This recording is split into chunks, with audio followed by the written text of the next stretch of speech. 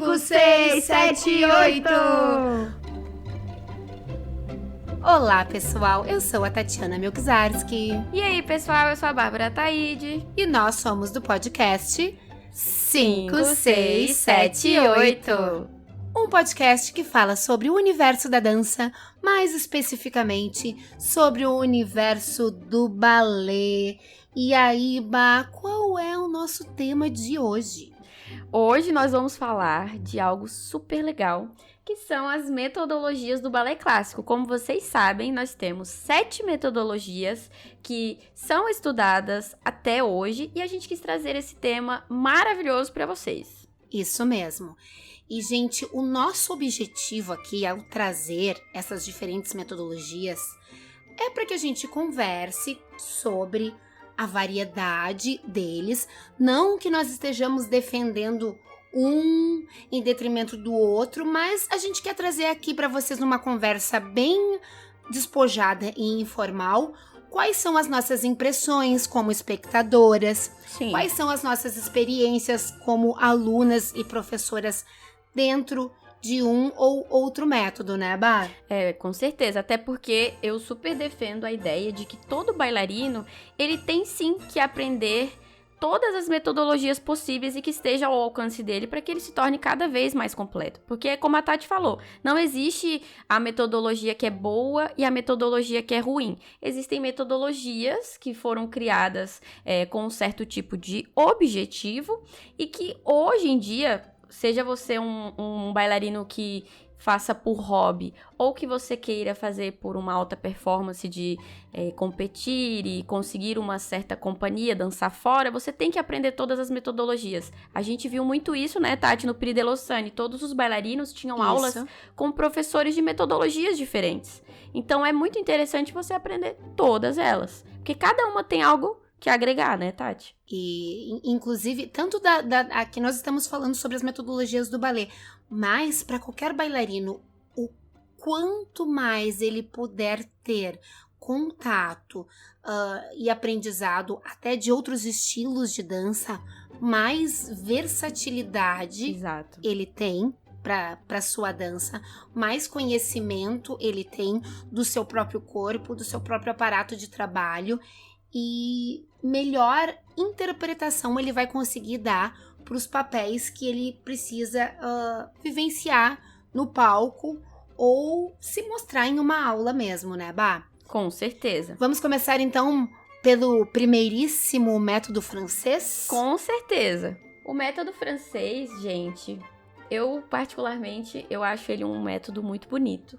Ele começa bem no início, é um dos primeiros métodos criados, veio ali de Pierre Beauchamp, porque ele foi o responsável a elaborar os 5 exercícios de posições dos pés, e ele criou uma base acadêmica para o balé. Então ele foi um dos primeiros que desenvolveu, né, Tati, essa questão de dar, como se diz na minha terra, nome aos bois. Exatamente, né? Porque então, o que são os nomes dos passos, né, Bá? São verbos de ação ou são, às vezes, substantivos que ajudam o bailarino a entender o que o corpo dele precisa fazer. Exato. Né?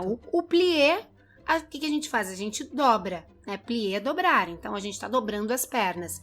Então, gente, os nomes em francês que seguem até hoje tem essa origem lá na França, mas se fosse aqui no Brasil, né, gente, seria, então, vamos lá, vamos fazer o dobrado, vamos dobrar, e assim vai, né, Bá? Isso, o passo do gato. Não, gente, pausa. O passo do gato, o pas de chat, quando eu vou ensinar para as alunas, né, gente, então, que é um salto, né, de um pé pro outro, né, Bá? Isso. As alunas sempre me olham e perguntam: mas, Sora, eu nunca vi um gato pulando desse jeito. Aí eu, pois é, gente, lá no passado fez sentido pra alguém, né? Exatamente. E faz um pouco de sentido, porque o gato, às vezes, quando ele tá meio brincalhão e quer brincar, ele dá uns saltinhos assim, né? Com os pezinhos, tira um pé depois o outro do chão. Então, digamos que, se a gente for criativo, né, Tati? A gente consegue ver. Usa o poder de abstração, entendeu? Abstrai e vê ali alguma coisa, capta alguma coisa nesse movimento. Exatamente. E mesmo, pessoal, que o balé, originalmente, ele tenha sido criado na Itália, foi na França que o Pierre Beauchamp, ele deu esta carga de método, de ter nome, ter realmente movimentos e ter esse academicismo clássico dessa questão de ter uma metodologia criada para o balé. Tanto que até hoje os termos utilizados, eles são utilizados em francês. Então o plié, o battement tendu, é tudo nomes originários da língua francesa, tá? E esse método, gente, ele consiste no estilo sofisticado, romântico, bem clean, um método que valoriza a fluidez dos movimentos, com movimentos longínquos e sequências bem rápidas. Tanto que eu acho esse método muito a cara daquela bailarina brasileira que foi classificada para o Ópera de Paris, a Saggioro. Sim, a Luciana Saggioro. Ela foi escolhida justamente por conta essa questão do movimento dela ser muito fluido, ser muito delicado, bem a cara mesmo da Ópera de Paris, né? Exato, porque tem uma questão que eu acho que remete até a uma questão cultural da França, quando a gente pensa no cidadão, na cidadã francesa, tem essa coisa, a coluna super ereta, sim, né? Sim, uma tem coisa meio nobreza. Isso, exato, que às vezes nos outros métodos tem uma vivacidade, uma velocidade, uma amplitude de movimento muito maior, né? Exato. E não, o que a gente vê no método francês a rigor é isso. É aquela coluna super ereta, né? O movimento que parte da coluna e chega lá no final dos dedos, da mão, nos dedos do pé. É sinônimo de elegância, não é mesmo? Exatamente, exatamente. E passando a França, a École Française, nós vamos para o método italiano, que é chamado de Cecchetti. Criado, então, por Enrico Cecchetti. E, gente, ele se trata de um método bem rigoroso, tá? Que exige muita dedicação, pois uma de suas características são seus 40 adágios, galera. Mas olha, escorreu um suor na testinha da pessoa, só de pensar, né? Então, com a ideia de trabalhar toda a anatomia humana, usando características essenciais da dança, então, foca em todo um conjunto de movimentos, na agilidade e na vivacidade do bailarino, valorizando saltos e baterias, né? Aquilo que a gente já estava falando, que difere um pouco do método francês, né? E é comum, gente, ouvir até hoje certos saltos, a gente classifica, eu quero fazer tal pulo do tipo italiano. É verdade. Eu sempre escutei muito isso em aulas, assim, de cursos. Vários professores que tiveram mais contato com esse método, eles falaram bastante desses saltos. E as aulas masculinas, diferente das aulas para as meninas de ponta, as aulas masculinas eram muito densas e muito extensas, eram vários adágios, vários alegros para os meninos, uma questão meio mais virado para o acrobata, se eu não me engano. Eu achava muito cansativo a aula, assim, vendo de longe, né? Sim. Eu nem me arrisquei a fazer. É praticamente uma coisa assim, um cardio, entendeu, gente? Exato. Um negócio. Mas se a gente for pensar, né, até no fouetté italiano. O fouetté italiano, ele difere dos giros, né? O fouetté. Uhum. É um piruetas, né? Sim. Sucessivas, uma atrás da outra, que a gente nunca coloca o pé. E o fouetté italiano não, né? A gente faz um développé, lança a perna e vira e volta. E o braço, ele é muito mais dinâmico e tem um envolvimento maior do corpo para além do giro do fouetté. Sim. Clássico, vamos dizer. É verdade. Assim, né, gente? E é interessante... pode falar, Tati. Desculpa, vá. Não, só pra dizer que, então, que o Enrico Cecchetti, ele queria que os bailarinos se tornassem autossuficientes, sem ficar imitando o professor, né? Então, realmente, os movimentos são bem vivos e ele dava essa autonomia pros bailarinos, né, Bá? E eu acho que é até uma questão de uma quantidade de exercícios um atrás do outro, eu acho que era uma questão, já que você falou, né, que ele queria que os bailarinos fossem mais autossuficientes, eu acho que é muito essa questão de criar uma memória muscular através da repetição. Porque é uma questão de muitos adágios, muitos alegros, então realmente acaba você criando uma memória muscular que quando o professor pedia certo tipo de movimento, o bailarino já sabia o que ele queria. Sim. Então eu acho que tem tudo a ver com esse objetivo que ele queria. Verdade, verdade. Mas eu, assim, aí falando em termos de experiências pessoais, né, Bah? Eu realmente, tirando, assim, alguns saltos, o fouetté, na minha prática como aluna, eu não tive muito contato com essa técnica. Eu também não tive, eu só vi em alguns cursos que eu fiz, alguns professores que vieram, né, dessa metodologia e deram uma aula, mas era mais voltado para os meninos. Eu lembro que ele separou a turma depois da barra e as meninas foram fazer aulas de pontas com outra professora e ele deu aula de alegros para os meninos. Eu sei assim, os meninos saíram, dava pra torcer até o cérebro, coitados. Mas foi uma aula bem puxada, bem puxada. Mas eles saíram super contentes, mas era bem puxado mesmo. Entendi, Bah. E o método dinamarquês, o que você tem a nos falar sobre ele, Bah? Esse eu acho que é o método que eu tive zero contato com ele. Eu sei que ele existe, ele foi desenvolvido pelo August Bournonville na Dinamarca. Ele consiste numa mistura, né, ali da metodologia francesa e da italiana. Ele traz um estilo romântico, é mais voltado para o homem, pois nele o bailarino precisa ter essa musicalidade, essa fluidez, essa uniformidade, trabalhando bastante os pés e os grandes saltos, que é derivado do tchequete. Mas, voltando assim a uma questão do que se usa, né, do método dinamarquês, eu nunca usei nada, eu nunca vi ninguém utilizar essa metodologia, ninguém, eu digo escolas, pelo menos aqui no Brasil. Eu acredito que lá na Dinamarca seja mais utilizado, né, Tati, em algumas escolas, em algumas companhias, até pelo fato de uma questão tradicional, mas... convivência, experiência pessoal eu nunca tive. Eu sei que as coreografias, elas visam aproveitar ao máximo os espaços pequenos, mas experiência pessoal eu não tive. E você, dona Tati, você teve experiência pessoal com Bournonville?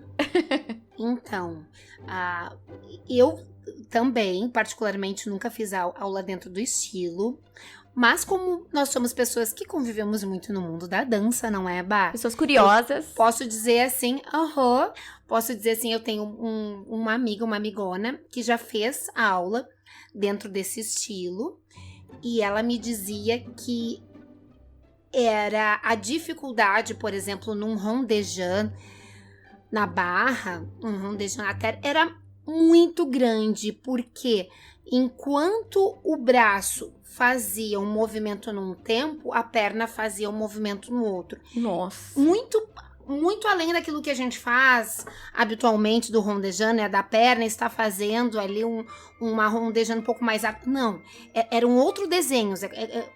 Como se, musicalmente, o braço... não é exatamente isso, tá? Mas como se musicalmente o braço estivesse acompanhando a melodia e o braço estivesse acompanhando o pulso. O pé, no caso. Então, assim... É isso, desculpa, o pé, isso, as pernas.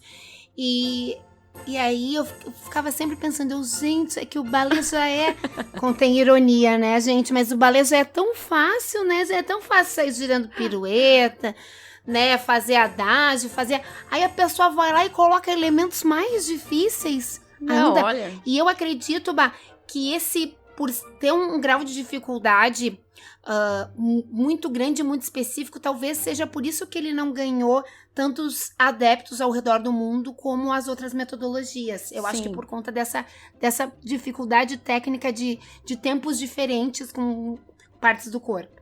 Sim, até porque, imagina, a pessoa tem que ter o ouvido muito treinado, o que deve ser bom, né? Um ponto positivo dessa metodologia, deve ensinar bastante os bailarinos com relação à questão musical. Mas, gente, eu mesma que eu preciso de um tempo pra eu aprender. Imagina, olha, você vai fazer o pé de um jeito, o braço do outro, é tão troço. Eu já ia ficar, meu Deus. Igual aquelas baratinhas tontas. Toda bugada, não ia dar certo. O cérebro É verdade. Bom, gente, agora a próxima metodologia é o método americano, que é o método de Balanchine. Tati, eu adoro esse método. O que tu acha do método americano? Ai, ele é lindo demais. Ai, gente, eu acho muito lindo de assistir. Aí eu só tenho experiência como espectadora, tá, Bá? Mas eu acho muito... É um método muito lindo, muito ao mesmo tempo, eu acho lindo, porque, por exemplo, se a gente for pensar num balé como o Serenade, né, que ele é um adágio, tem coisas muito bonitas e desenhos coreográficos que eles utilizam muito aquela questão do canon, sim, né? Uma bailarina faz um movimento, a outra entrou no tempo 2, a outra entrou... Então, visualmente, ele é muito lindo, os adágios. E nos allegros, é uma vivacidade que até os cílios da bailarina tá se movimentando, comunicando alguma coisa, né, Bá? É verdade. É verdade. E isso vem muito, gente, do seu criador. Porque Balanchine, ele revolucionou com esses conceitos modernos, misturando com o balé. Então, as coreografias do Balanchine sempre tinha algo que agregava. Então, ele gostava de trazer outros estilos para dentro das suas coreografias.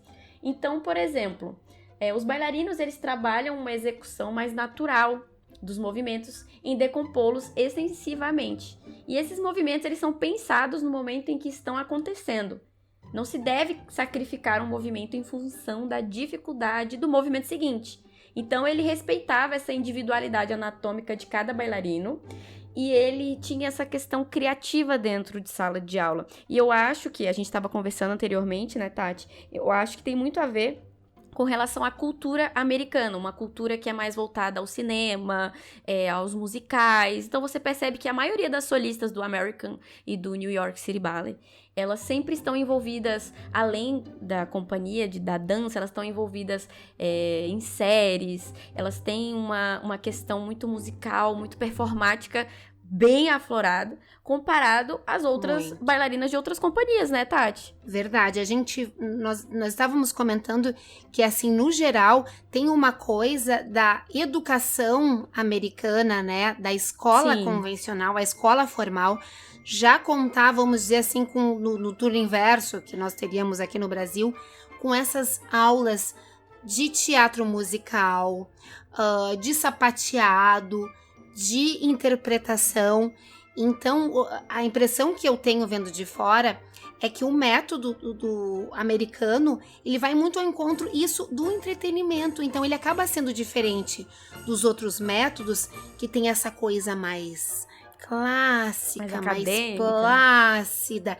Exato. Se nós formos pensar numa bailarina que é bem famosa, que é desse estilo, que é a Tyler Peck, né, Bá? Sim.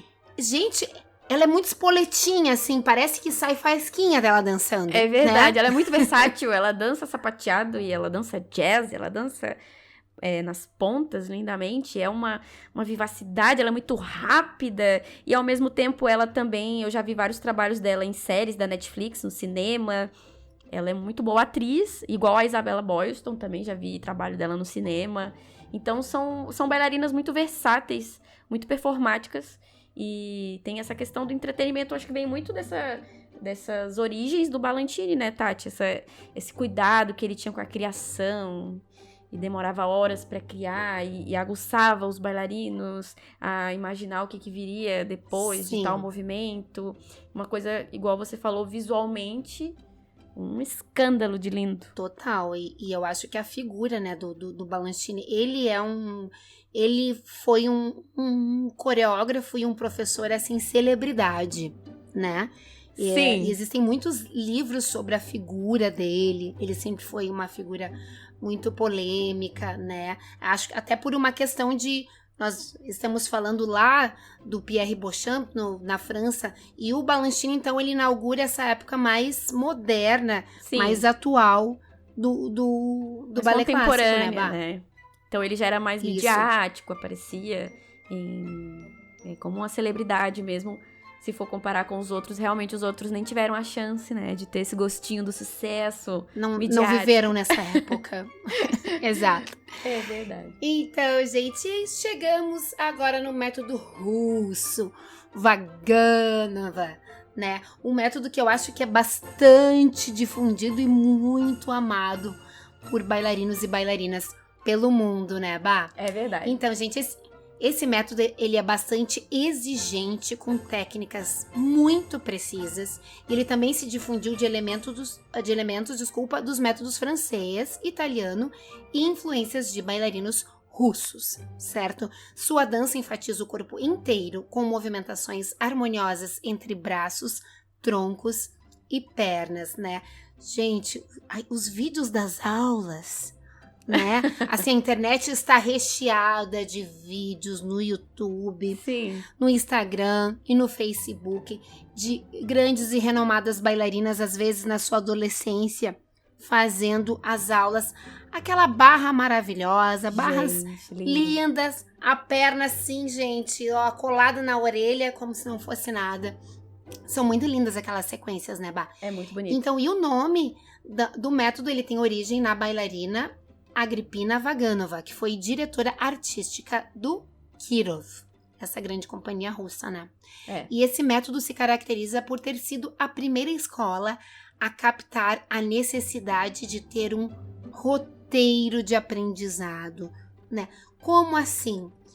Porque os métodos que nós estamos falando, eles se confundem um pouco como método de aprendizado, né, de instrumentalização do bailarino, que vai aprendendo por etapas, por fases, com estilos coreográficos. Se confunde um pouco, né, os métodos. Sim. E a Vaganova chega lá e fala assim, vamos pôr ordem nessa bagunça aqui, ó. Nós vamos fazer o primeiro ano, segundo ano, terceiro ano, o que é que tem que aprender em cada período, né, Bá? Exatamente. Conta um pouquinho pra gente da tua experiência, que eu sei que você tem. Gente, olha, eu adoro essa metodologia, porque realmente isso que a Tati falou, ela soube criar uma metodologia de ensino para professores ensinarem este método. Então, quando ali, se você for na Rússia ou você conhecer o país, é muito considerado o país do balé. E tem muita gente, eu sou do interior, tem muita gente que não conhece, porque no interior, infelizmente, algumas informações chegam distorcidas. Então tem muita gente que acha que o método, a metodologia Vaganova, a russa, é a melhor do mundo. E não existe uma metodologia melhor do mundo. O que acontece é que, como a Vaganova, ela identificou que os bailarinos tinham dores e que precisavam ser solucionadas com uma metodologia aplicada. Eles precisavam aprender de acordo a uma progressão de movimentos. Então, como ela conseguiu organizar este roteiro de aprendizado e conseguiu ter este roteiro também para professores ensinarem, ela conseguiu difundir melhor a metodologia dela, tanto na Rússia quanto em vários outros locais e países do mundo que tiveram contato com essa metodologia. Então, é uma questão que ficou famoso e os bailarinos tiveram um sucesso, conseguiram chegar a níveis excelentes de balé por conta dessa facilidade que ela criou lá atrás, entende? Então não é que a metodologia russa é a melhor, é só que ela foi na frente, foi além do seu tempo para se criar mesmo um roteiro de aprendizado. Eu tive uma experiência no Bolshoi, que é uma escola aqui do Brasil, que é eu acho que é a única ainda, né, Tati? A única filial ainda existente. Fora da Rússia, sim. Fora da Exatamente. Rússia. E, gente, a metodologia respeita muito a idade e a técnica do bailarino. É claro que, assim, eles visam corpos que tenham essa linha russa. Então, corpos finos, linhas, né, Tati? Uma questão, assim, que aqui pernas no Brasil compridas. é um pouco... Exato, que aqui no Brasil é um pouco mais difícil, porque a gente sabe que, principalmente aquela altura que os russos têm, é diferente da média de altura que a gente tem aqui no Brasil, mas eles conseguiram adaptar aqui no Brasil uma metodologia e, gente, é muito legal, porque eles têm 8 anos de aprendizado, tá? E eles começam bem do básico, com uma técnica muito simples. O primeiro ano é tudo muito simples. Eles visam muito a flexibilidade, o andeor no primeiro ano. Não tem muita muita aula de ponta, elas não aprendem ponta, tem um certo contato, mas não aprendem a ponta no primeiro ano. E eles têm esse cuidado de ensinar as crianças a fazer um bom coque, a ir de uniforme bem limpo para aula. Isso é muito legal, eu achei isso muito interessante, porque em algumas metodologias não se tinham esse cuidado de estarem uniformizados, estarem em sala de aula, tem até um respeito, Sim. assim, com o professor de, né, uma questão... É muito como interessante. essa figura do mestre. É.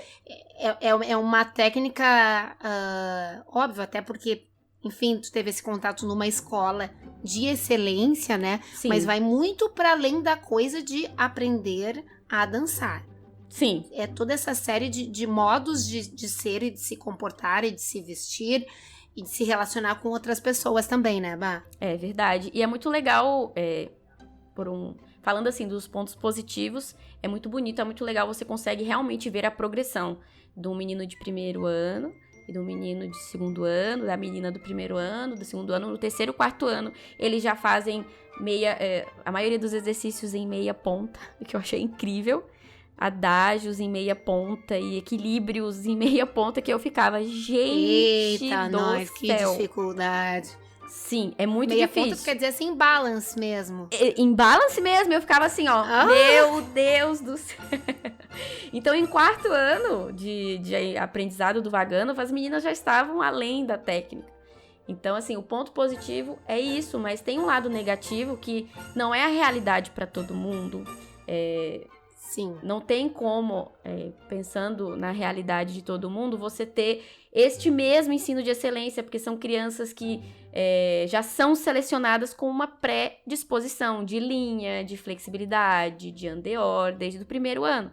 Então, e eles têm aula todos os dias, Tati, de segunda a sexta. Eles praticamente almoçam nós sabemos lá que e não ficam é a lá realidade Exato. Né, se nós formos pensar, a grosso modo, a grande maioria das escolas, e a grande maioria dos praticantes, vamos dizer assim, do balé clássico, não visam uma formação profissional, né? Não dispõem desse tempo, dessa dedicação, desse investimento. Exato. Como é a escola do Bolshoi. Sim. Vamos dizer. Fora que cada ano todo mundo tem a mesma idade. Então, isso também é uma coisa que em algumas escolas não tem como você ter um filtro assim tão perfeito. Oitavo ano, você já sabe que todo mundo tem 17, 18 anos. Sei lá, um exemplo. No quinto ano, todo mundo tem 14 anos. Então, é muito mais fácil até para os professores ensinar. Porque tá todo mundo nivelado. Tá todo mundo no mesmo nível. Sim, lá. O funcionamento da escola lá do Bolshoi, então, é muito mais categorizado e a coisa acaba tendo essa facilidade. Sim. Mas não quer dizer que o método ele não possa ser...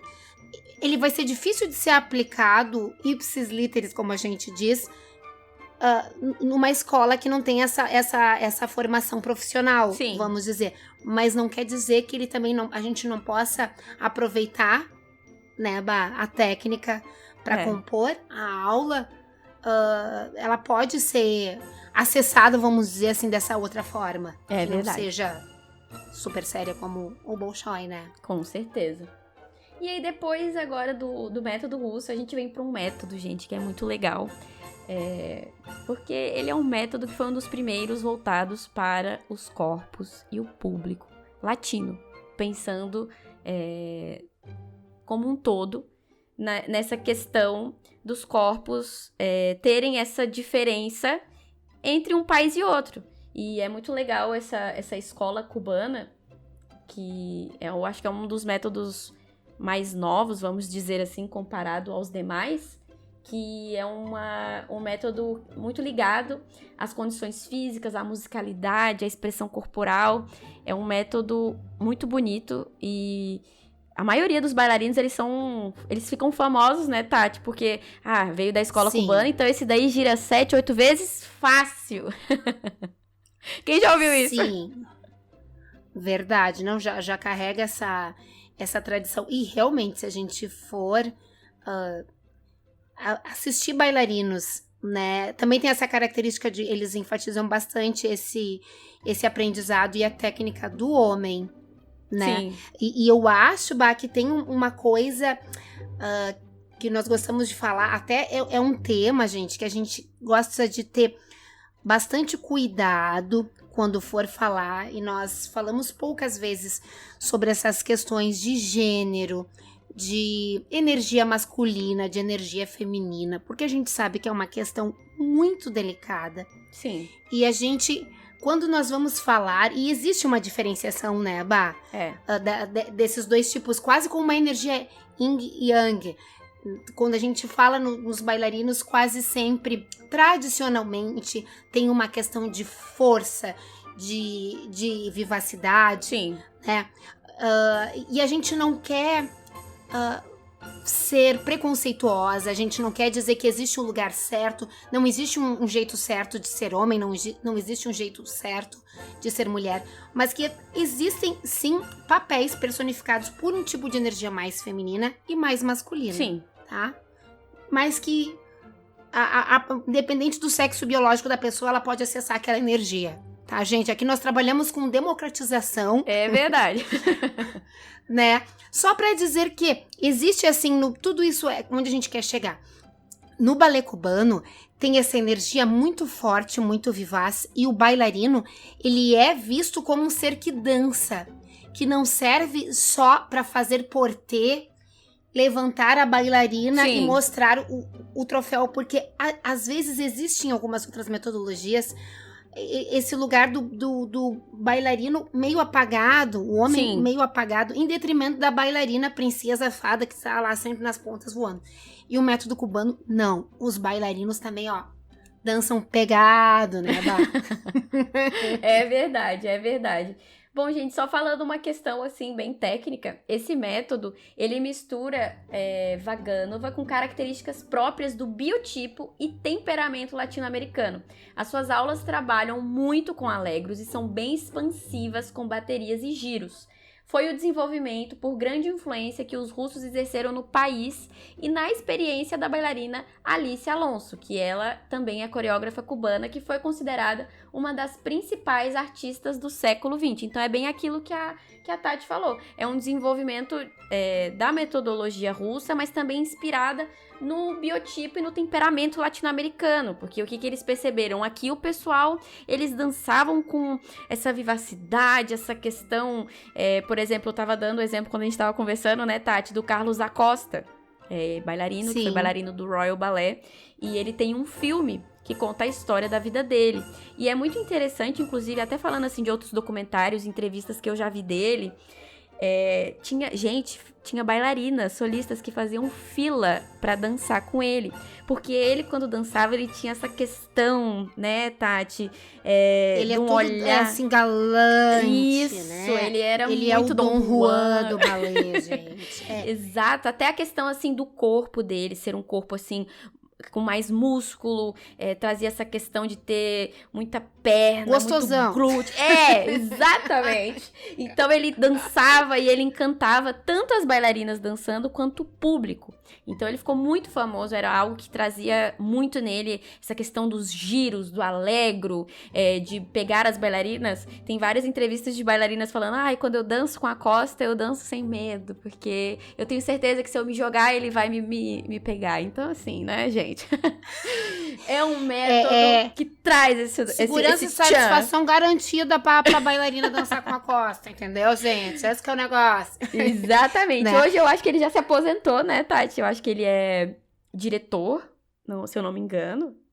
Mas olha, realmente eu não sei, mas acredito que sim, porque tinha uma época que a gente via bastante vídeos dele. Acredito que agora ele esteja numa posição mais de ensino, sim, ou de criação artística, né? Sim. Mas realmente ele levou o nome do balé cubano adiante e ao conhecimento do grande público. Sim. E, por sua vez, gente, a Alice Alonso, ela foi uma bailarina que tem uma história de vida muito forte, muito interessante, assim, porque além dela ser muito dedicada à dança como bailarina, como coreógrafa, ela teve um problema muito sério de visão. Nossa. Certo? Porque aos 20 anos ela teve um descolamento duplo da retina. Nossa. E isso ocasionou que ela não poderia fazer muitos movimentos nela. A recomendação médica é que ela não seguisse o caminho da dança, porque imagina uma pessoa que tem um descolamento, que é uma coisa física, como é que ela ia ficar dançando, girando? E aí, a condição dela piorou muito dos olhos, porque ela escolheu dançar. Nossa. E aí ela se guiava sempre pelas luzes do palco. Então ela é uma bailarina, uma coreógrafa que precisava sempre dessa sinalização da iluminação, porque ela enxergava, bem dizer, lá no final da carreira dela, que ela continuou coreografando, ela se guiava pelas luzes. E sabe, Bá, que eu tive a alegria e a satisfação de... Não fui apresentar ela, mas eu a conheci, né, há muitos anos atrás, quando o balé cubano veio dançar no Teatro do SESI, ali na Fiergues. A Alice Alonso estava sentada à minha frente, na plateia, assistindo. Menina, que arraso! Que Era sorte! muito... uma senhorinha bem magrinha, sabe?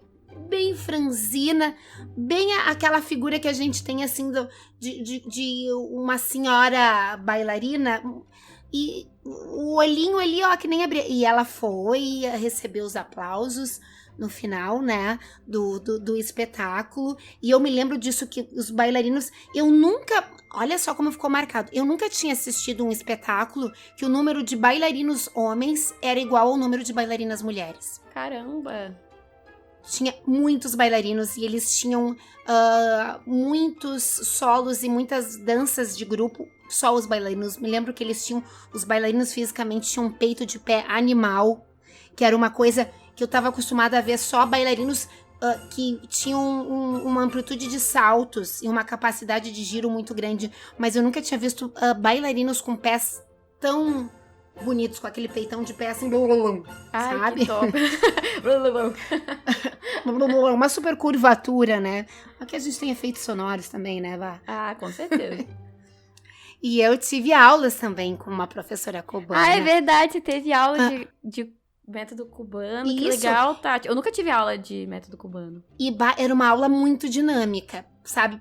Que já na barra a gente já começava a fazer alguns fouettés, e eu tava acostumada com uma barra muito mais tranquila, né? Aquela barra que era quase um aquecimento, para quando a gente chegasse no centro, começar a ter um trabalho físico mais dinâmico. E não. As aulas da nossa professora cubana já era que, ó, pegado desde o início. Caramba! Eu imagino. Uhum. Gente, por fim, a gente deixou o principal por último. Não, tô brincando. A gente deixou o que... Puxa saca! Puxa saca! A gente deixou o que a gente teve mais experiências pessoais por último. Até porque os outros, de alguma forma, eles são menos difundidos, vamos dizer assim, aqui no Brasil, mais do que o método inglês, que é o método da Royal Academy of Dance. Porque a Royal, diferente das outras metodologias, eles pensaram na metodologia como uma forma mais inclusiva. Então, é óbvio que você irá por todo o Brasil ver a metodologia da Royal por esse fato deles terem difundido mesmo a metodologia deles em vários países. Então, é um método que já tem mais de 100 anos, que saiu mesmo, que quis mesmo sair da Grã-Bretanha e ensinar para vários países esta metodologia. E, inclusive, a gente pode até falar que uma das primeiras turmas que teve aqui no Brasil, faz muitos anos atrás, foi lá no Rio de Janeiro, e até hoje tem uma foto que eu já vi, muito legal, que foi assim que eu inclusive, conheci a dona Lenita. Ela foi uma das primeiras a aprenderem e trazerem esse método para o Rio Grande do Sul. Então, é uma metodologia que até hoje é muito aplicada por aqui, né, Tati? Sim, e ela é uma metodologia muito... Sim, ok, gente, embora a gente tenta não fazer distinção, a gente é a metodologia que eu e a Bárbara temos mais prática. Sim. Certo? Então, que óbvio, estudamos ela também. Isso, nós estudamos, e é a que a gente também tem mais propriedade para falar. E ela é uma técnica que as crianças, desde muito pequenas, já já existe, então, todo esse conhecimento que a Royal formulou e passa para os seus professores que passam por esse tipo de formação, já instrumentaliza a criança de um jeito muito lúdico, né? Com uma musicalidade variada, de uma forma muito especial, já vai preparando essas crianças que têm um interesse por balé, né? Então eu acho que ela é uma técnica bastante com potencial popular. Sim. Vamos dizer assim, né? Ela não tem essa característica tão específica, não, tem que ter um determinado corpo, vai ser melhor, não. Ela é bem inclusiva, né? Exatamente. E ela é uma técnica, então, que a criança pode aprender desde muito cedo. Ela dá muitas ferramentas para os professores, então, criarem as suas aulas. E ela é uma técnica que, há alguns anos atrás, ela sofria certas críticas por ser um pouco eu até não sei se lá na Bahia tinha isso, mas aqui no Rio Grande do Sul me lembro que ela era um pouco criticada como uma técnica paradona. Sim. Vamos dizer assim, né? Sim. Os exercícios ia lá, a bailarina dava 3 passos, ficava na primeira arabesque, 4 tempos, né? E nos últimos, eu não sei exemplificar bem, mas não sei se nos últimos 15 anos, por aí, eles modificaram, então, né, os sílabos, que é essas séries, vamos dizer assim, essa seriação. Sim. E eles colocaram muito mais elementos dinâmicos. Sim. Né? Então, assim, as sequências mudaram muito, eles colocaram mais elementos de alegros, colocaram mais baterias, mesmo para criança lá pequenininha. A gente tem movimentos de motricidade fina, tem um exercício com os dedinhos na mão, mas logo já tem um exercício muito explosivo que é para a criança correr. Então, foi um método que constantemente, ele ainda é um método que a gente pode dizer, não sei se eu chamaria de orgânico, mas na atualidade ele ainda sofre mudanças de acordo com o público do nosso tempo. Sim. Ele não é uma técnica cristalizada, tipo, foi criado assim e lá ficou e lá se aprende. Não. Sim. Né? Existe toda uma equipe que está constantemente evoluindo estudando o método. Isso, evoluindo o método dele. É um método vivo, vamos dizer assim, né? Sim. Esse eu acho que seria o maior diferencial deles, né? E essa questão que você falou, Tati, da inclusão, é muito interessante porque tem muita gente que acha que a Royal Academy é a mesma coisa que o Royal Ballet. E não são. Uhum. O Royal Ballet é a companhia do Royal Opera House. Então, é uma companhia de balé, que é diferente da Royal Academy, que é uma academia... Instituição de ensino de dança. Exato, é uma instituição que foi criada para realmente difundir a técnica inglesa nos países. Então, essa questão de dizer que o método era parado, eu escutei bastante isso e tem um motivo. É porque, como eles queriam levar o método para outros países, eles fizeram materiais para que os professores aprendessem a metodologia deles. Então, tinha o CD e o DVD. E tinha livros, né, que explicavam de maneira mais teórica como que funcionava a progressão de cada ano de ensino. E quando as pessoas começaram a ter esses materiais, os materiais começaram a ser levados para várias escolas que não tiveram o curso. Então, eles tinham o material, mas eles não tinham a didática de como que era para passar esse material. Então, as pessoas achavam que era para ensinar exatamente o que estava no vídeo, no sílabus. E, na verdade, não era bem assim. As pessoas, elas tinham que dar uma aula de forma simples para que existisse uma progressão dos movimentos do balé.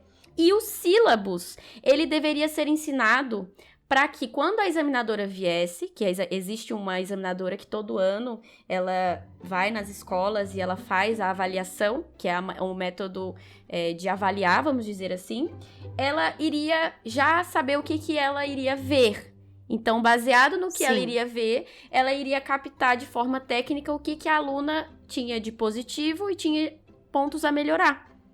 Então, é a mesma coisa de você ensinar uma matéria, uma disciplina de história, Só que na prova vai cair só Segunda Guerra Mundial. Entende? Só que não é que Sim. você vai ensinar só a Segunda Guerra Mundial. Você tem que ensinar a Primeira Guerra, a Segunda Guerra, as pirâmides, a história, tudo. Mas a examinadora vai vir e vai escolher pra bailarina dançar tal e tal movimento que já estava especificado no programa. Então, a fama que teve de ser um balé parado foi porque as professoras que foram passando os materiais, toma aqui a Xerox, entendeu? Por isso que por tempos é uma metodologia. Só olhavam a apostila, né? Exatamente. O que era a coreografia, vamos dizer assim, o exercício, né? Sim. Todos os passos. Sim. E esqueciam de trabalhar, porque para que esses passos, essa sequência específica, seja mostrada de forma ideal, existem todos os outros exercícios que a professora ou o professor precisa ter consciência, precisa saber como explorar melhor, como melhorar. Sim. E não era o que acontecia, né, Bá? Exato. Então, eu já escutei muito, pois é, mas no 4º ano, as minhas alunas já sabem fazer pirueta, só que nos sílabos não tem pirueta, andeor e andedã. Mas ninguém te disse que você não pode ensinar pirueta, andeor e andedã. É só que para uma prova é um pouco mais simples, até pelo fato, assim, de maturidade, a idade da aluna. Então, é por isso que a Royal Academy, ela é inclusiva. Ela tem movimentos de execução mais simples para que todas as bailarinas elas consigam entender, aprender a técnica inglesa e a metodologia ensinada para fazer a prova e poder tirar uma boa nota. Entenderam? Então, existe uma diferença entre a Royal Academy e a Royal Ballet, porque para você entrar no Royal Ballet, você tem que ter, né, o perfil, o biotipo, ter a técnica inglesa, você tem que dançar muito bem.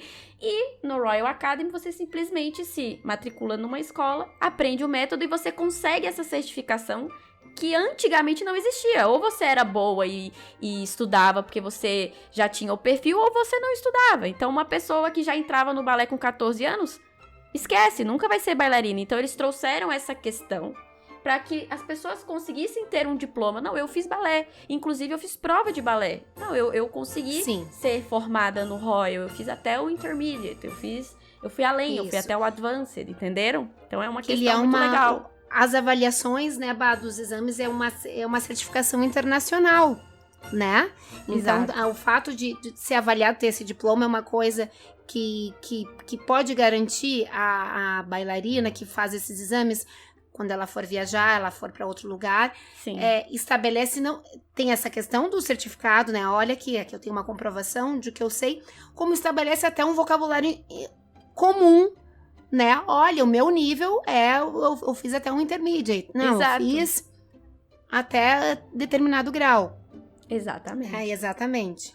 Então, tem uma coisa, como a Bá falou, também o estilo de ensino, e a outra coisa é a companhia, tá, gente? Exato. Não confundir os negócios. Exatamente.